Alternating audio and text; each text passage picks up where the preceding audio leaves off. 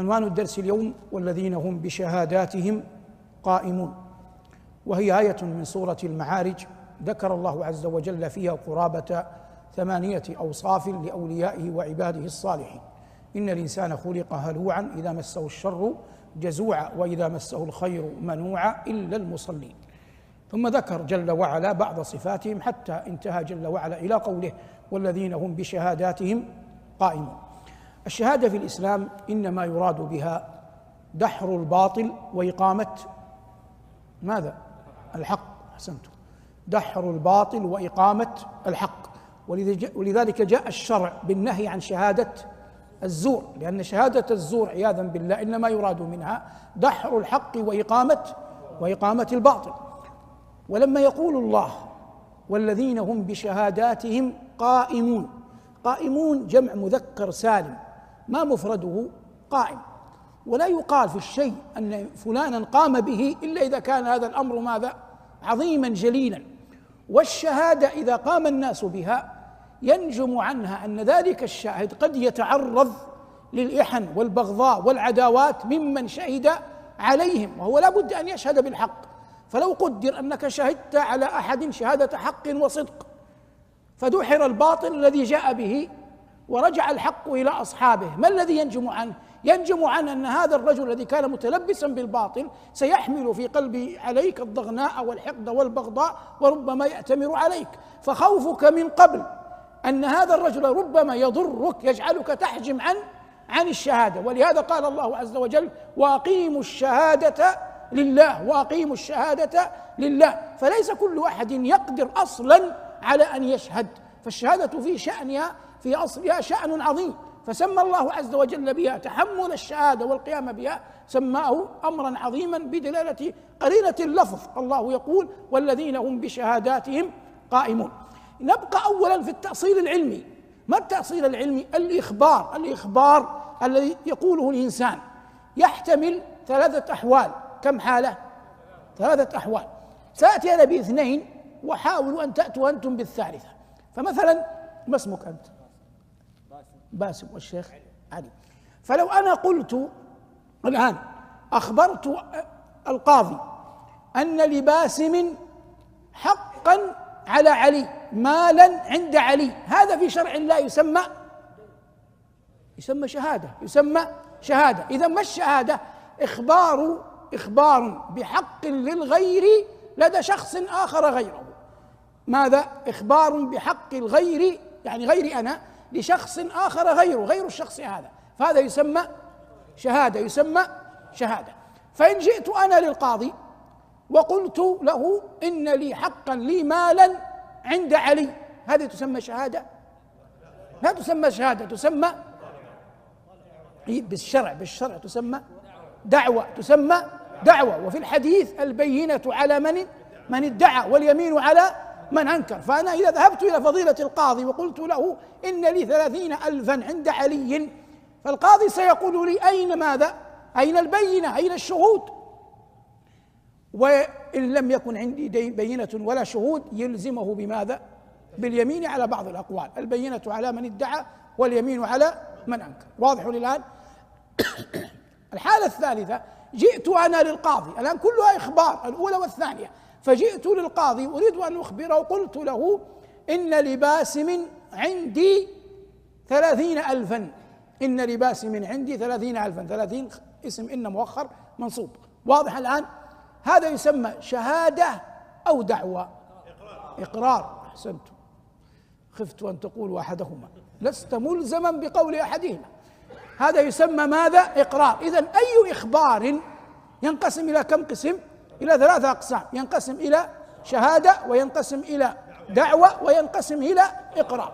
واضح الآن؟ حديثنا هنا والذين هم بشهاداتهم قائمون عن ماذا؟ عن الشهادة، ليس عن الدعوة وليس عن الإقرار. هذه الشهادة تختلف في أحوال عدة، وأعان الله مشايخنا القضاة. نأتي لقضية الشهادة من طرائق عدة. يختلف عدد الشهود بحسب المشهود عليه. فتلك الفاحشة البغيضة الزنا يلزم فيها كم؟ 4. ولا بد أن يكون هؤلاء الأربعة رجالا، ولا تقبل شهادة المرأة في الزنا أبدا. هذه حالة الأولى. كم؟ 4. في حالات الجنايات ذات الحدود كالقتل والسرقة يطلب فيها كم؟ شاهدان، ويكون رجلين. الحالة الثالثة الشهادة في الأموال وما قاربها، فهذه الأصل فيها كم؟ رجلان. فإن تعذر فإن رب العزة يقول فرجل وامرأتان ممن ترضون من الشهداء. هذه كم حالة الآن؟ 3. حالة أخرى لو فرضنا أن رجلا كان غنيا، يعني شائع عند الناس غناه، وأهل الغنى غالبا لا يكونون مخفيين، ثم إنه جاء فجأة يطلب مالا والأصل أنه غني، فلما سألناه قال أصابتني حالة فاقة، المركب الذي فيه البضاعة غرق، المصنع احترق، قال علته. هذا يحتاج إلى أن يثبت هذا بشهود حتى يأذن له القاضي، يأذن له ولي الأمر أن يطلب من الناس المال. والأصل فيه حديث قبيصة بن محارب الهلالي رضي الله عنه. كم شاهد هنا؟ 3. كم؟ 3. فإن النبي عليه الصلاة والسلام قال في هذا الحديث حتى يقوم 3 من ذوي الحجى من قومه فيشهدون أن فلانا أصابته فاقة. حتى يقوم 3 من ذوي الحجى، من ذوي العقل، مشهود لهم بالعقل والمروءة، فيشهدون أن فلانا أصابته فاقة. هنا كلامنا عن عدد ماذا؟ عن عدد الشهود. ما الذي يشترط في الشاهد نفسه؟ أول ذلك الإسلام، وإنما تقبل شهادة الكافر في الوصية حال السفر، في الوصية حال السفر لآية المائدة المعروفة فآخران من غيركم، والبلوغ والعقل والعدالة.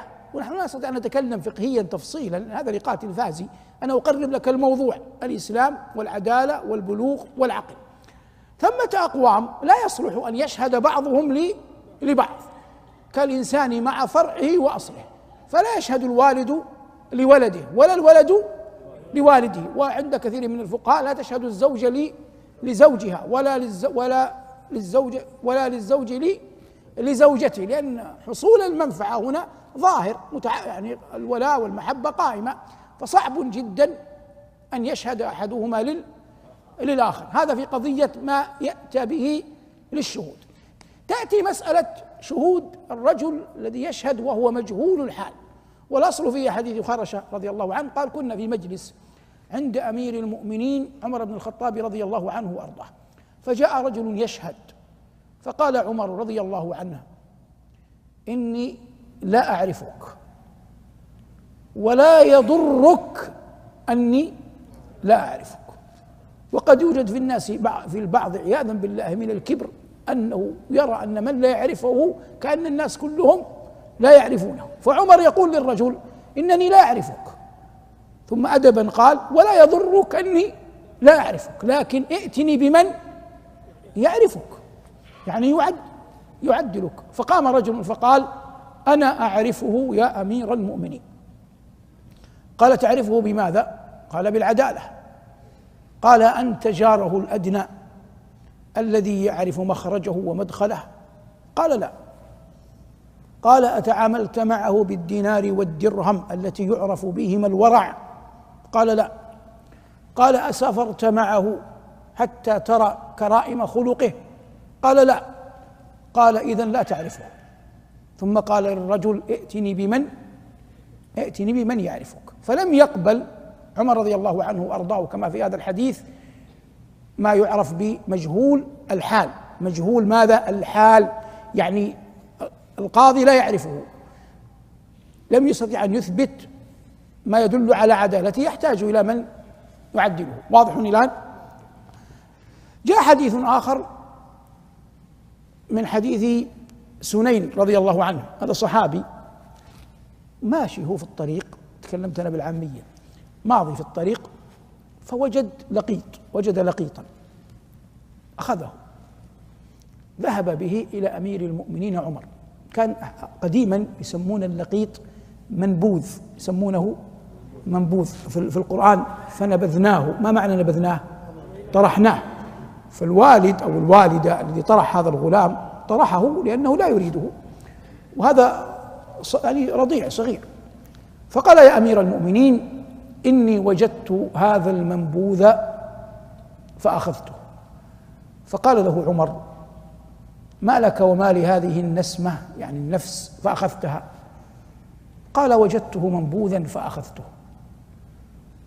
فقال عمر رضي الله عنه وأرضاه لعل الغوير بؤسا، عسى الغوير أبؤسا، عسى الغوير أبؤسا. هذه أطول لكم شرحها. عسى الغوير أبؤسا، عسى الغوير أبؤسا، هذا مثل تقوله العرب لمن يرتاب فيه، لمن يرتاب فيه، يعني الإنسان أحيانا يريد أن ينجو فيقع، يريد أن ينجو فيقع. كلمة عسى الآن تأتي حتى تفهم المثل على ضربين. على كم ضرب؟ على ضربين. ضرب يراد به الإشفاق، يراد به الإشفاق، وهذا أكثر استعمالها. مثلا ابنها يخرج للاختبار فتقول له بالعامية عساك تنجح. ما معنى عساك تنجح؟ تطمع من الله جل وعلا أن هذا الابن ينجح. هذا استعملها أبي وأبوك وأخي وأخوك وأنا وأنت مع أبنائنا. واضح الآن؟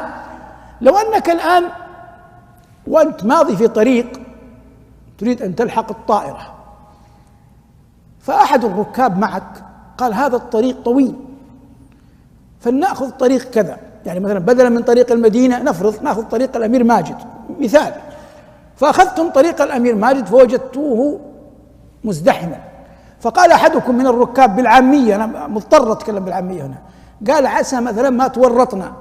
هنا عسى ما تورطنا غير الأولى، أول طمع يريد النجاح، أما الآن خوف من الورطة. واضح؟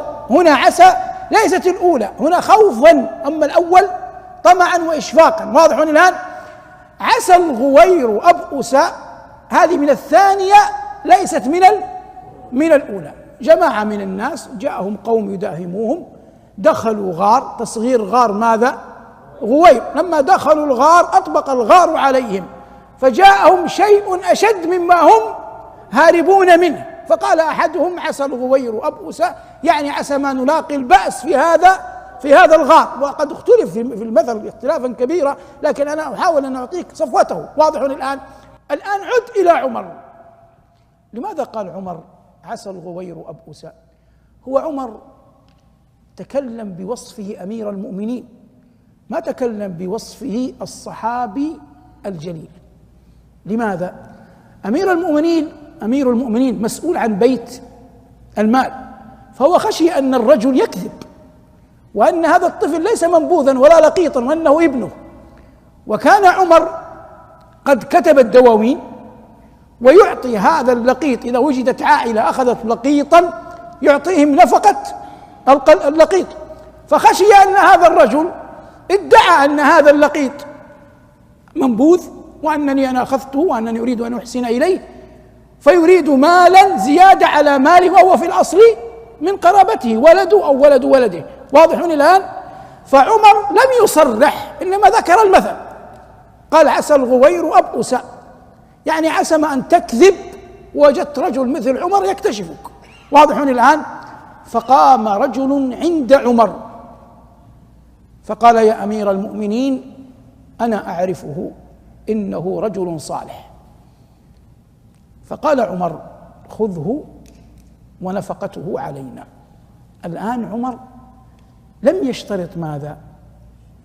الشهادة هنا العدالة، لأنه يعرف هذا الذي عدله، هذا لا بد فيه من قراءة التاريخ.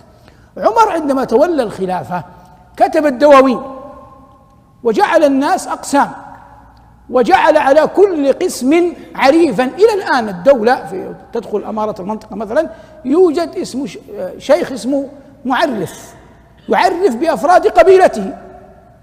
هناك عمدة في الحي يعرف بأفراد الحي، فإذا أتيت بورقة من عمدة الحي تكفيك عند الدولة. البطاقة الشخصية تكفيك عند الدولة، معرف في القبيلة يكفيك عند الدولة. فهذا الرجل الذي كان عند أمير المؤمنين هو المسؤول عن هذا الرجل وغيره من جماعته. فلما قال له يا أمير المؤمنين إنه رجل صالح، قبل أمير المؤمنين رضي الله عنه وأرضاه دعواه. واضح؟ أي أحد يتولى يعني أمر لابد أن يكون فطنا حتى يطمئن الناس إلى عقله كما يطمئنون إلى أمانتك، وليس كل أمين قوي. وأختم لكم بشيء إما يعني من تجارب الحياة. في إحدى الشركات أرادت أن توظف مديرا، هذا شيء معاصر ويقول على عجل حتى الوقت يعني، وكانوا يشترطون في هذا المدير أن يكون رجلا رزينا لا يحركه ما يعرف بالرأي العام، يعني يدخل 2 3 من الموظفين ويغيرون رأيه، فيريدون رجلا ذا مهل. فطلبوا المسابقة، جاء كثير من الشباب من الفئام 40 50 60، وضعوا في صالة قدمت لهم ورقة أسئلة، وفي الأسئلة السؤال الأول ويتكون من 20 فقرة، ثم سؤال واحد في الأخير، السؤال الثاني. السؤال 20 فقرة إجابة صح أو خطأ، ومكتوب في الاختبار في الأول مدة الإجابة دقيقتان، مدة الإجابة دقيقتان، فأي إنسان يبغى يجاوب مباشرة، فأخذوا يجاوبون صح خطأ صح خطأ، كل واحد حسب معرفته. لما وصلوا للسؤال الثاني مكتوب فيه السؤال الأول ملغى، المطلوب إجابة السؤال الثاني فقط. من الذي فاز؟ من قرأ الأسئلة قبل أن يجيب. فمن قرأ الأسئلة كاملة لم يجيب إلا على السؤال الأخير، ومن استعجل حتى الدقيقتان لا تفوت وبدأ يجيب اكتشف في آخر الأمر أن القضية كلها خدعة. فالقضية مثل هذه عمر رضي الله عنه وارضاه هو في ورعه وصدقه للناس، لكن أموال الناس بين يديه لا يمكن أن يأتي أحد فيستغفره ويأخذها. ولذلك قيل فيه عمر أتقى لله من أن يخدع وأعقل من أن يخدع، والعلم عند الله. وصلى الله على محمد وآله.